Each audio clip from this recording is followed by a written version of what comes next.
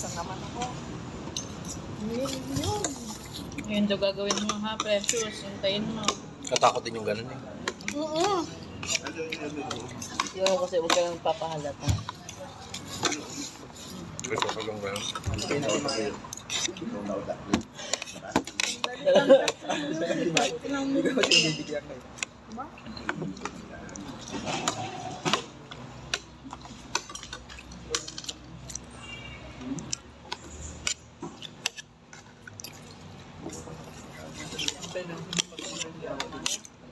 Patay mo ng curry, te. Ito nga, ano kasi yung parang powder? Ano yung lasa?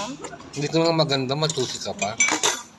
Baby, nilalait-lait mo pa ako. Binigay ko nga sa'yo ulam ko. Tama naman. Oo. Tama din naman. Ang daming pa nasasabi sa akin.